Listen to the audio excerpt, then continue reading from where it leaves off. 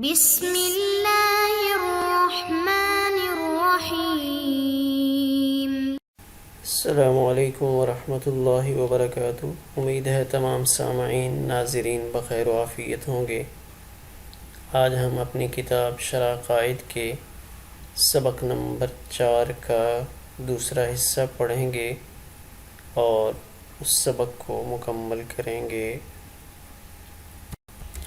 لفظ ہمام ہا کے ضمہ کے ساتھ عظیم الہمت آدمی کو بھی کہا جاتا ہے، بہادر سردار کو بھی کہا جاتا ہے، جواد یعنی سخی کے معنی میں بھی استعمال ہو جاتا ہے، اور الملک العظیم بڑے بادشاہ کے معنی میں بھی استعمال ہوتا ہے۔ جب ہم بمعنی قصد سے اس کو ہم مانیں گے تو اس وقت اس کے معنی یہ ہوں گے کہ وہ آدمی جس کے پاس لوگ آنے کا ارادہ کریں، یعنی اپنے مسائل کے حل کے سلسلے میں جس کے پاس لوگ آتے رہتے ہوں، جس کے پاس آنے کا لوگ قصد اور ارادہ کرتے ہوں، اگر یہ ہم منقصد کے معنی سے ماخوذ ہو۔ اور الملک العظیم تو اس وقت پھر ہمام کا مطلب یہ ہوگا جس طرح امیر یعنی بادشاہ کے آرڈر کی مخالفت نہیں کی جاتی، اسی طرح یہ علماء جو امام الہمام کے رتبے پر فائز ہوں گے، جب یہ کوئی فتویٰ جاری کریں گے، کوئی مسئلہ بتائیں گے تو اس میں ان کی مخالفت نہیں کی جائے گی۔ قدوہ بمعنی مقتدی اور پیشوا، تو یہاں علماء کی اضافت قدوۃ علماء الاسلام میں علماء کی اضافت جو اسلام کی طرف کی گئی ہے، یہ اسم فاعل کی اضافت مفعول کی طرف یا جز کی اضافت کل کی طرف کہی جا سکتی ہے۔ قدوۃ علماء الاسلامی کے اندر یہ دونوں احتمال ہو سکتے ہیں۔ ملت اور دین یہ دونوں لفظ متحد بذات ہیں، لیکن اعتباری طور پہ ان کے اندر فرق مانا گیا ہے۔ ملت املا سے ماخوذ ہے، کتابت لکھنے کے معنی میں استعمال ہوتا ہے، اور یہی دین کا نام بھی ہے اس حیثیت سے کہ اس کو لکھا جاتا ہے۔ اور دین اطاعت کو بھی کہتے ہیں۔ یہ دین اس کو اطاعت اس وجہ سے کہتے ہیں چونکہ اس دین کی اطاعت کی جاتی ہے۔ دین کو دین اس وجہ سے کہا جاتا ہے چونکہ ہم اس کو دین سمجھ کے کہ مسئلہ دین کا ہے، اچھا دین کا ہے تو پھر تو ہمیں اس کی اطاعت کرنی چاہیے، چونکہ اس کی اطاعت کی جاتی ہے۔ اور کتابت یہ علماء کا شعار ہے، اور اطاعت یہ اتقیاء کا شعار سمجھا جاتا ہے۔ تو ملت اور دین دونوں قریب قریب لفظ ہیں۔ اس کے بعد لفظ درجہ، اعلی اللہ درجتہ فی دار السلام۔ درجہ اس کا واحد ہے، درجات اس کی جمع ہے۔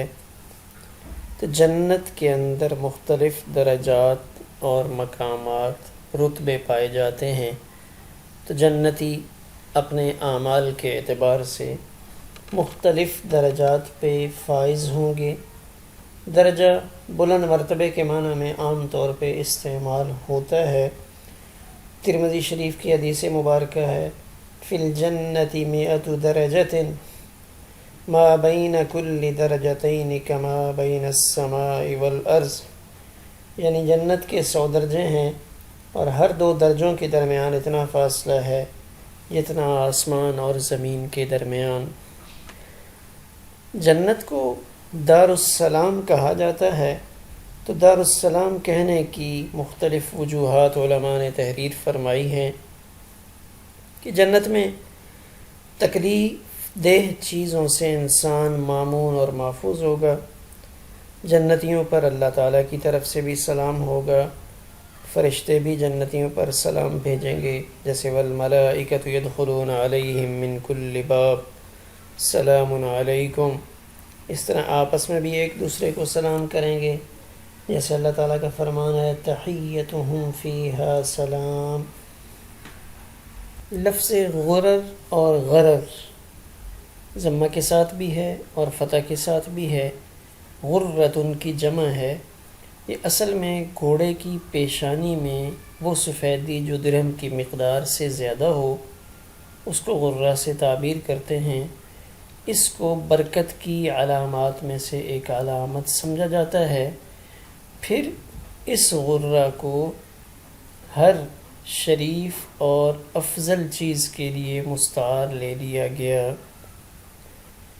درر، در یکتا، درتن موتی کے معنی میں استعمال ہوتا ہے۔ فرائد، یہ فریدتن کی جمع ہے۔ فریدہ اس موتی کو کہتے ہیں جو سیپی میں تنہا ہوتا ہے اور بڑا ہوتا ہے اپنے اکیلے ہونے کی وجہ سے، کہ اگر سیپی میں اس سیپ میں 2 موتی ہوں گے یا 3 ہوں گے تو پھر چھوٹے ہوں گے۔ تو فریدہ در یکتا۔ فوائد، یہ فائدتن کی جمع ہے۔ فائدہ اس علم کو یا اس مال کو کہتے ہیں جس کو انسان حاصل کرتا ہے۔ غرر الفوائد کے معنی ہوئے ایسے فوائد جو گھوڑے کی پیشانی کی سفیدی میں، بلکہ گھوڑے کی پیشانی کی سفیدی کی طرح ہیں، یعنی عمدہ اور نفیس ہیں۔ غرر الفوائد اور درر الفرائد کے اندر جو اضافت ہے، یہ اضافت ایسے ہی ہے جیسے ایک مثال عرب میں بولی جاتی ہے شجرۃ الاراک، یعنی یہ اضافت بمعنی لام ہے، شجرۃن للاراکی۔ فصول، فصل کی جمع ہے۔ فصل وہ کلام تام ہے جو اپنی تمامیت کی وجہ سے ما قبل اور ما بعد کے ساتھ متصل نہ ہو۔ اس کا ایک دوسرا معنی بھی کیا جاتا ہے کہ فصل، اس کا اطلاق اس کلام پر بھی ہوتا ہے جو حق اور باطل کے درمیان فرق کرنے والا ہو۔ یہ دونوں معنی میں اس کو استعمال کرنا جائز ہے۔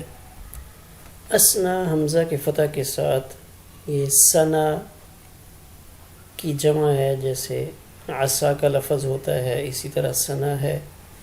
السنیو وقت کے معنی میں ہے۔ عربی میں کہا جاتا ہے مضى سنیوم من اللیل، یعنی رات کا ایک وقت یا ایک حصہ گزر گیا۔ اس کی جمع اسناؤن آتی ہے۔ اسنا اقضا دوران کے معنی میں استعمال ہوتا ہے، اور یہ وسط، درمیان کو بھی کہا جاتا ہے۔ نصوص، یہ نص کی جمع ہے جس کے معنی شیء ظاہر کے ہیں۔ شریعت کے عرف میں شارع کے کلام کو نص کہتے ہیں۔ اصول فقہ کی اصطلاح میں نص شارع کے اس کلام کو کہتے ہیں جو اپنے معنی پر واضح الدلالت ہو، یعنی اپنے اس معنی پر اس کی دلالت واضح ہو جس کے لیے اس کلام کو لایا گیا ہے۔ پھر ہر واضح کلام کو، خواہ جس کا کلام ہو، نص سے تعبیر کرتے ہیں۔ تو نص سے شارح کی مراد یا تو مصنف کا وہ کلام ہے جو آیات و احادیث سے مقتبس ہے۔ ان اللہ لا یغفر ان یشرک بہ ویغفر ما دون ذلک لمن یشاء، جیسے یا نبی کریم صلی اللہ علیہ وسلم کا فرمان والخلافۃ 30 سنۃ، یا نصوص سے مراد مصنف کا سارا کلام ہے کیونکہ وہ صریح اور واضح ہے۔ چونکہ نص عام طور پہ واضح کے معنی میں استعمال ہوتی ہے یا شیء ظاہر کے معنی میں استعمال ہوتا ہے۔ یقین اس علم کو کہتے ہیں جو زوال کو قبول نہ کرے۔ فصوص، یہ فص کی جمع ہے بمعنی نگینہ، جس کو انگوٹھی کے حلقہ میں لگایا جاتا ہے، اور عام طور پہ عادت یہی ہے کہ نگینہ بڑا عمدہ اور نفیس ہوتا ہے. لوگ بہت قیمتی قسم کے پتھر اور موتی اپنی انگوٹھی میں استعمال کرتے ہیں. تو نصوص کو فصوص سے تعبیر کرنے کی وجہ یہی ہے کہ نصوص بہت عمدہ اور نفیس ہیں اور یہ نصوص یقین کا فائدہ دیتی ہیں. تنقیح کا لفظ ہڈی میں سے گودا نکالنے کے معنی میں استعمال ہوتا ہے، اور تنقیح الشجرہ اس کو کہتے ہیں کہ اس کے درختوں کو کانٹوں سے صاف کیا جائے اور اس کی اضافی شاخوں کو کاٹ دیا جائے جو منفعت سے خالی ہیں. یہاں تنقیح سے مراد زوائد سے کتاب کو خالی رکھنا، یعنی یہاں بے فائدہ اور طوالت پر مبنی مباحث کو اس کتاب میں ذکر نہیں کیا جائے گا. جیسے درخت کے اوپر جو اضافی ٹہنیاں ہوتی ہیں ان کو کاٹ دیا جاتا ہے اور کام کی چیز کو چھوڑا جاتا ہے، تو اس کتاب میں بھی اسی چیز کا خیال رکھا جائے گا. تنظیم کے لغوی معنی موتیوں کو لڑی میں پرو دینے کے ہیں، اور اس کی ایک اصطلاح بھی ہے تنظیم کی. تو اس کا اصطلاحی معنی یہ ہے کہ مراد کو ظاہر کرنے کے لیے الفاظ فصیحہ کو استعمال کرنا، اس کو تنظیم کہا جاتا ہے.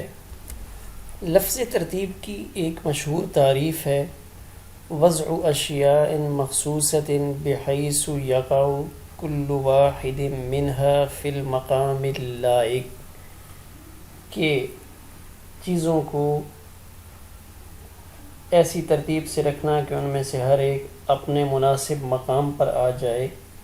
یہ ترتیب کی ایک مشہور تعریف ہے، لیکن یہاں مناسب معلوم یہ ہوتا ہے کہ تعریف سے مراد ایسے کلمات استعمال کیے جائیں جن کے معنی مرتب ہوں، دلالت میں تناسب ہو اور مقتضائے عقل کے مطابق ہوں. یعنی ان میں تین چیزیں ہوں: معنی مرتب ہوں، دلالت میں تناسب ہو، مقتضائے عقل کے مطابق ہوں.